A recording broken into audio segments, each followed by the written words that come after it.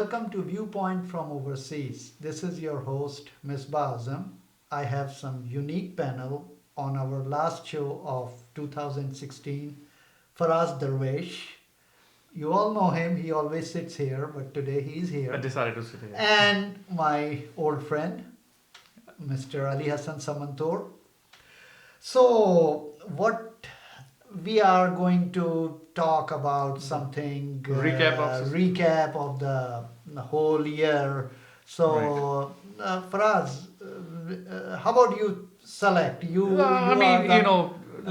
So 2016 has not been very kind, I guess. In what sense? To me at least. And as a Pakistani American, and as a Pakistani, if I look at it, because I was born and pretty much halfway raised in Pakistan, it's been unfortunate because I lost a good friend, a personal friend of mine, and it wasn't just a friend of mine; it was a friend of the Pakistan. He was a great ambassador of Pakistan, Amjad Sabri, Amjad and he Sabri. was the soft image of Pakistan. He promoted the Sufi heritage, the Sufi culture of Pakistan, and a great Sufi himself. And we lost him. Uh, and then, you know, recently, we've lost Junaid Jamshed, who was the icon of Pakistan in terms of pop singing, and then later he transformed uh, into a religious scholar and became a controversial figure. However, is still icon of Pakistan. We lost him as well. We lost the one of the biggest humanitarian of this century, Abdul Sattar Sattar Idi. Idi. We lost him, and it's been miserable to know that Abdul Sattar Idi is no longer.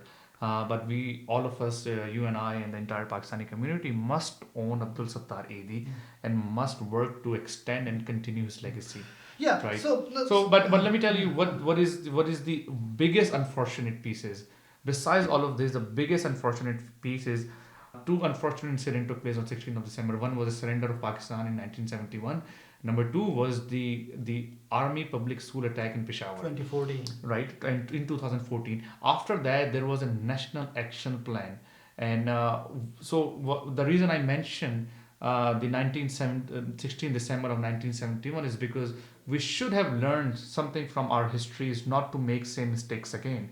But looks like we did not. We keep blaming others. We keep blaming our neighbors. We keep bringing up conspiracy theories, which does not solve the problem. We must own up to our mistakes. We must own up to our weaknesses, and then we can resolve and overcome our weaknesses. But if we don't own them, if we don't admit them, we will never be able to fix them. So Let's my other unfortunate piece, which I know you want to go over to Ali, but national action plan, we came to realize, and we were given the open bold signal that national action plan is nothing more than a piece of paper because of the nomination of Masroor Jhanvi, because of your interior minister going and meeting with the band outfits leaders, the band outfits operating freely in Pakistan, collecting money, running their factories. For somebody to blow up themselves, there has to be enough dynamite in their head, in their brains. Who is feeding them the dynamite? The extremism. Terrorism is a result of extremism, and you will not get rid of terrorism until you have extremism or extremist narrative being promoted in Pakistan. So, Faraz gave a very good overlook of what pretty much happening in Pakistan, but he missed Pakistan-India relation. So how about you start, then I'll come back to him. World stage, what is happening? Start from India-Pakistan deteriorating relation. December last year, we were hearing new things, new hopes, Mr. Modi visiting Pakistan, and then what happens? All the troubles, Pathankot, then Uri, and all those. So, and overall, talk about world stage, U.S. elections and all. Then I'll come to Faraz Williams again. No, one good thing happened was the election of Sadiq Khan as the mayor of London. But right after that, we saw Brexit. And I think that overall, the right-wing forces throughout the world, they gained momentum, and and after all, Donald Trump won elections here in the U.S. So somehow they got on a better pedestal, after, in this 2016.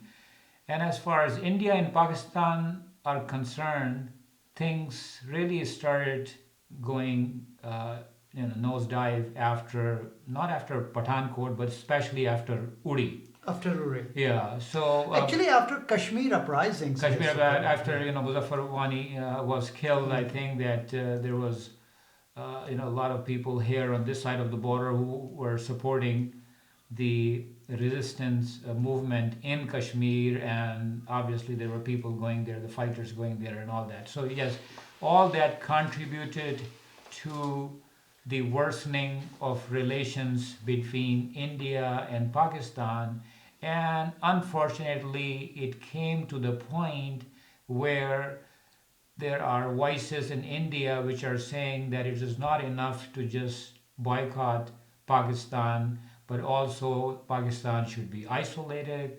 The Indus Water Treaty is no longer valid, and even the Pakistani artists should not be given any chance to appear in films and music concerts and all that in India.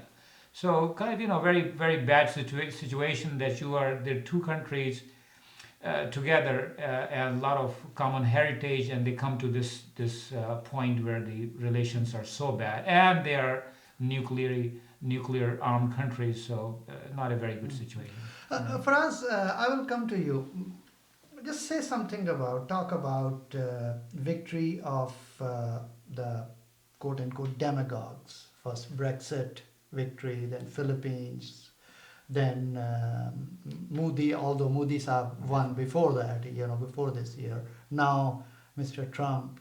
Just talk to me about it. How you see all this thing. In 2016, this thing happening, how you see it, where the whole world is going intellectually, where we are heading at. Yeah, this could be a long debate on this one, but yes, unfortunately, it looks like the right wing narrative is being popular, right? Why now? The question is, what are the causes? Why the right wing, or you saying the demagogues? Why it's?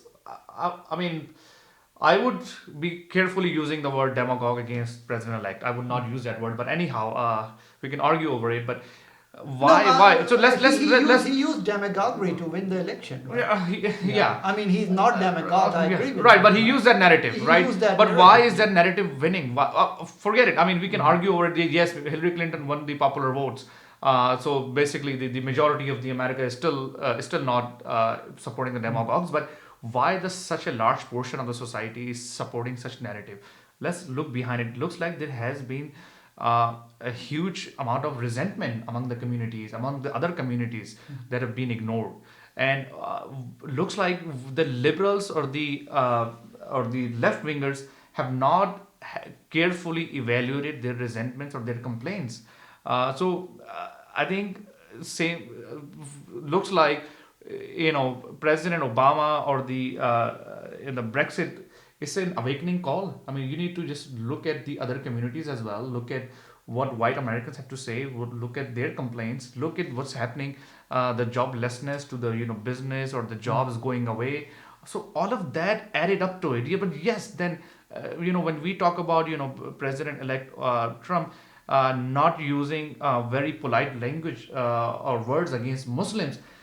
Understand, but let's look behind it. What are the causes of it? What we as a Muslims have done? What do we need to do different, right? Why such narratives are being popular, right? Maybe we need to realize ourselves. And I personally am a victim. I'm a victim because I hate ISIS, I hate Al Qaeda, I hate Taliban. I'm a victim of it. I'm a victim of it back home. But at the same time, I'm a victim here because a common American or the person in US who hates Muslims doesn't like me. Why? Because he doesn't like Taliban. Well, I don't like Taliban either. So we are the biggest victim here. No, I agree. Right? I agree. Faraz, you talk to me something about India and Pakistan deteriorating relations, which you did not mention too much before that. Well, see, India and Pakistan, they live in that region. They're gonna live there forever. India is not going away. Pakistan is not going away. And I think the answer is somewhere, answer has the solution has to come out from that region. Let's not invite the foreign powers to come and solve the problem of Pakistan and India, right? Pakistanis and Indians have to solve that problem. We will not solve that problem with an extremist narrative. Pakistan having an extremist narrative will not solve that problem. India having an extremist narrative will not solve that problem. It will only add the fuel on the fire. What do we need to do differently, right? India taking a harsh narrative. For example, let me give you an example. India takes the harsh narrative. Who gets empowered in Pakistan? Extremist, right? Pakistan takes the extremist narrative. Who gets empowered in India? Right-wing India, right? We don't want that. I expect President Modi, who is from a right wing, to take on the soft narrative on Pakistan, understand Pakistan's problem, understand what Pakistan is suffering. Pakistan has a homegrown extremism which Pakistan is fighting. Who lost most of the lives in that region? Pakistanis. Who are the primary victims of suicide blast? Pakistanis, right? Pakistani kids have given their life. Pakistani innocent civilians have given their lives. I mean, we are fighting insurgency in Pakistan, right? But at the same time, Pakistani must understand the India's complaint, right? What is India's complaint? India does not want terrorists coming in across the border into their country and blowing up themselves, right? India doesn't want another Mumbai to happen again. India doesn't want any cross-border terrorism, right? So at the same time, both countries need to understand the problems and the complaints and solve their issues on the table. There is no solution to the war. But if I tell you that this is an opportunity for India to isolate Pakistan by using this type of harsh narrative. This is not gonna work. Because no, it's not gonna work. No. Isolated Pakistan Yeah. is bigger danger for India. No, but maybe their advisors say that this is not. This the is thing, yeah, that this is will what I am happen. trying to counter. This is what you need to counter. This is what we need to counter. We need to make our Indian friends understand that the extremist narrative of isolating Pakistan will not work. That will not solve the issues. Pakistan is a nuclear state. When you take the extremist narrative in India against Pakistan, you only empower the extremists in Pakistan. You don't empower people like us, like you and I. Nobody would want to listen when we talk about India and Pakistan friendship. As a Pakistani, when you and I talk about India-Pakistan friendship, and at the same time India takes the harsh stand against Pakistan, nobody was gonna listen to people you and I. Yeah, I'm not sure what does that mean that India and Pakistan have to live in that region. I mean, India and Pakistan are not living beings. These are countries which just came into existence in 1947, and Pakistan is not a country. I think he said Indians and Pakistanis. Yeah, Indians and Pakistan, they have to live in that region, right? Even that is not, correct to say, because what was a Pakistani in 1947, a majority of that is now a Bangladeshi now. No, listen, I'm talking about moving forward, right? Yeah. Are you saying Pakistanis are going to migrate out of to No, Uzbekistan? no, nobody is. Or Indians yeah. are going to migrate to China? No, but I mean, to be a devil's advocate, as you mentioned, people who are advising the government in India, they are telling that Pakistan is on the verge of balkanization. Or collapse. Yeah, it's going to collapse. So it is for Good them. time to go. Is it good for India? Yeah. Excuse me. Is it going to be good for Yeah, India? yeah. Why would it be good for India? Because Then you have all these non-state actors operating freely. No, why they would be non-state actors? I Why? mean, I don't want to, sound like I am advocating that. I just want to tell you that there are people who think that this is the logical thing to do. Well, let's talk about because 2016. then it would I think be we need to go back and look at the 2016 rather than getting- smaller states Yeah. would be easier to control by a big neighbor instead of having nuclear armed. We can argue over this, but I think if Yeah. you want to do So, the recap yeah. of 2016, Yeah. I don't think this debate will do the justice to the topic of 2016 recap. Yeah, Yeah, just let him finish Yeah, his so thoughts I quickly, think then that we can. as far as Pakistan is a nuclear state, that is not a very powerful argument. Soviet Union was a nuclear state. So too. do you want Pakistan to be No, divided into nobody. pieces? No. Is that what you're saying? No, but I'm not sure what you're saying. Yeah, what I'm saying is that you are not even understanding what is going on the other side of the border, what thinking is going on. Okay, what is that thinking? Yeah, so the thinking He already is, explained that thinking. no, but he anyhow. did not. He did not. And the thinking is this: that isolation of Pakistan, isolation of Pakistan, is going to work. How would that work? That would work because if Pakistan is cut off from all the aid from the U.S., the thought Why is would China want to cut off from Pakistan? Why would Iran want to cut off from Pakistan? Yeah. So why yeah, is it in their think, interest?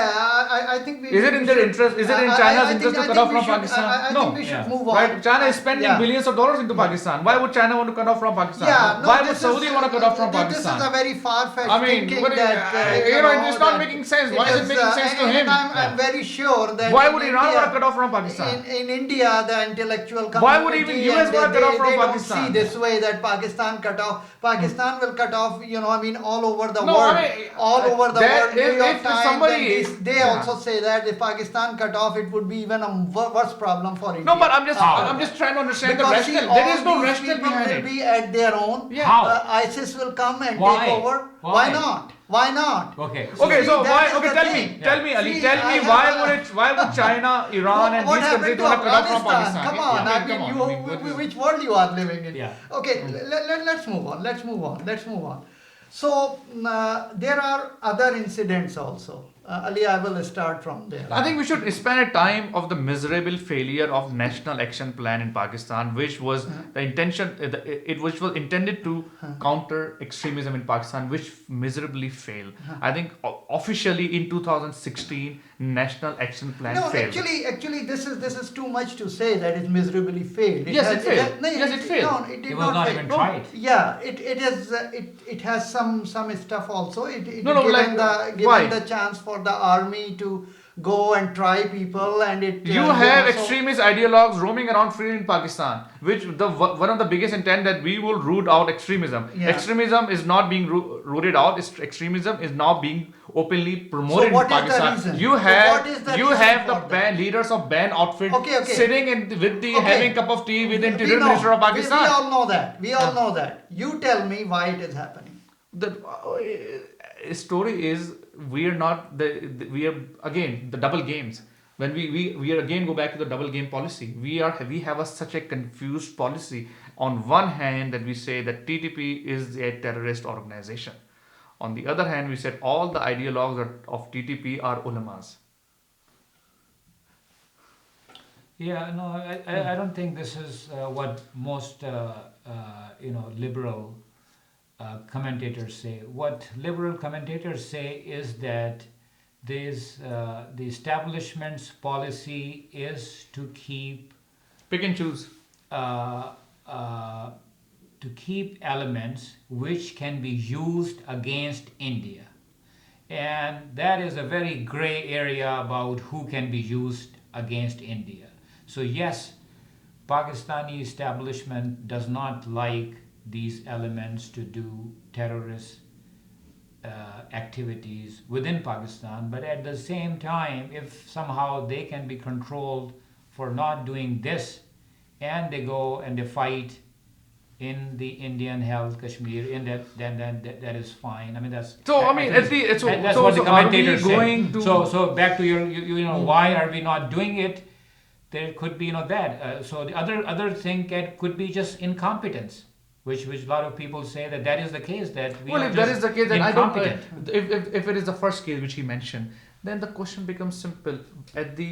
In order to get Kashmir, or in order to win Kashmir, or in order to save lives in Kashmir, are we going to allow these monsters go kill our children in Pakistan? Are we going to destroy the current day Pakistan in order to get Kashmir? There will be no Kashmir if there is no Pakistan, right? You will never win Kashmir if there is no Pakistan, right? For you to even be in a position to have a strong negotiation on Kashmir, there has to be a strong Pakistan. Right now we are going on a path to have a weak Pakistan. With weak Pakistan, Pakistan will not be in a state to in a position to win Kashmir. So Faraz, Syria. Well, I mean, Syria, it's happening as we speak, right? There hasn't been any solution to Syria, and we have seen massacres, we have seen sufferings of civilians, we've seen suffering of innocent children who don't even know why they're being killed, right?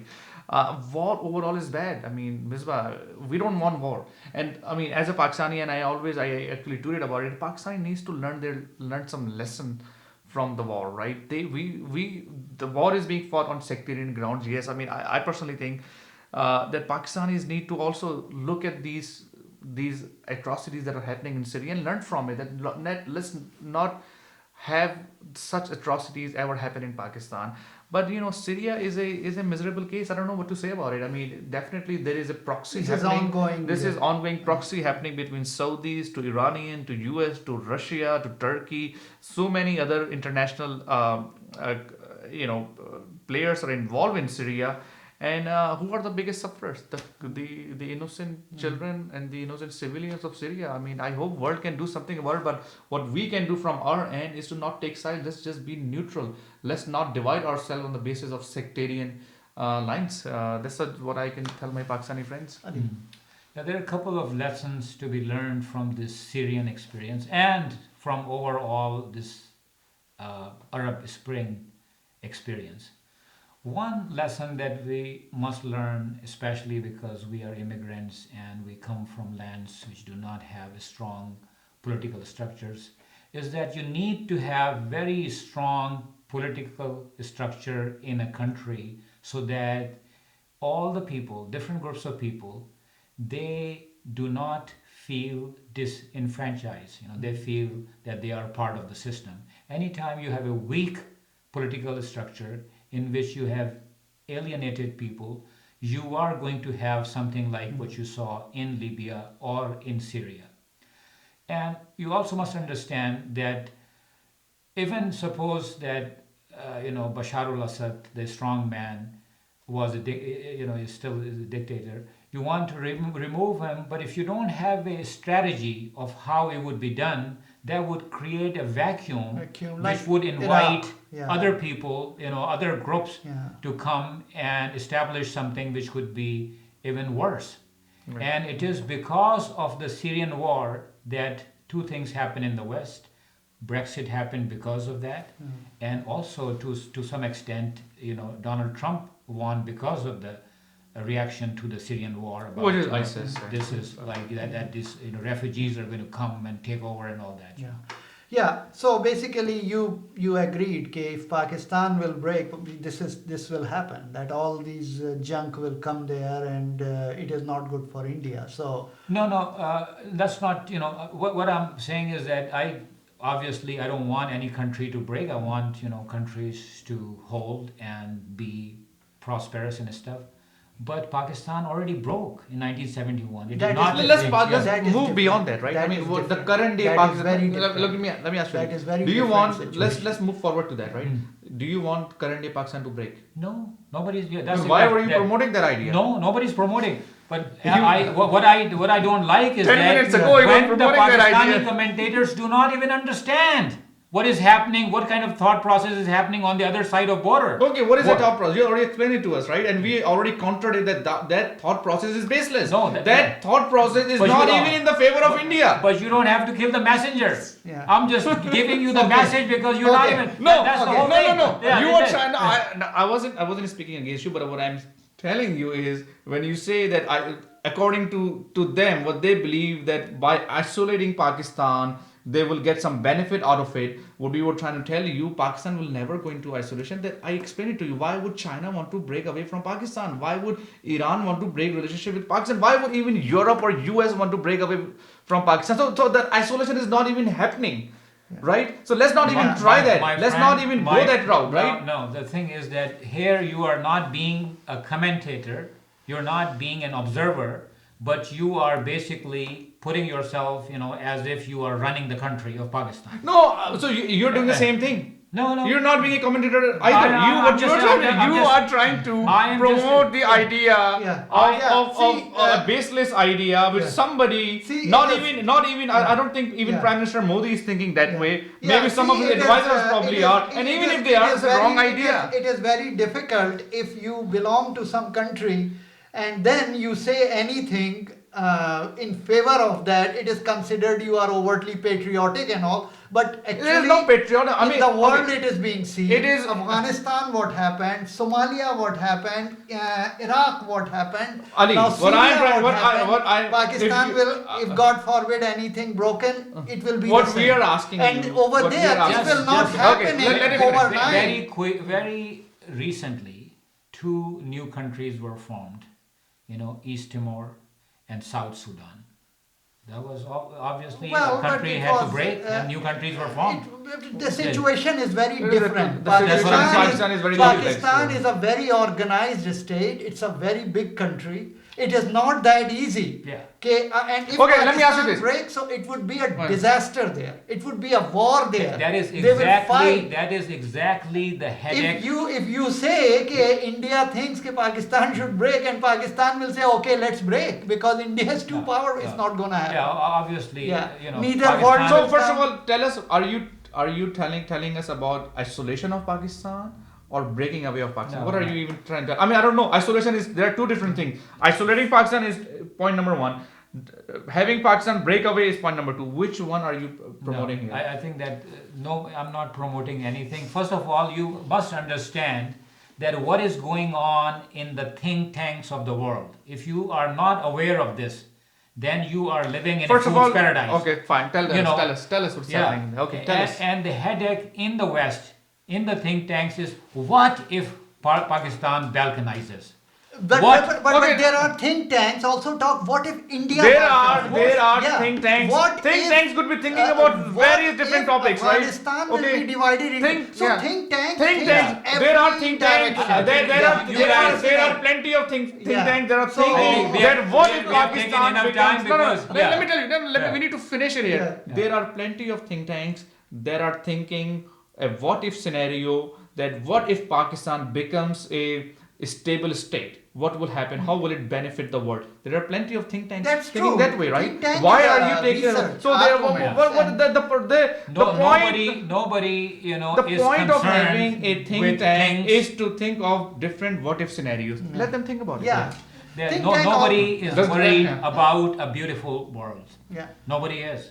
People are always worried about. And that's how they come How up with things, these you know. ideas. Okay. So, ladies We and have- gentlemen, we I have beaten think the topic that we have discussed a lot, and this was our last show this year. And thank you, Ali. Thank you, Faraz. And I would like to thank to our third partner, Mr. Riaz Haq Sahab. He is not here today. So have a very good, wonderful holidays, Merry Christmas, and have a very wonderful New Year. Thank you. Stay safe and stay blessed. Keep watching Viewpoint from Overseas. This is your host, Misbah Azam.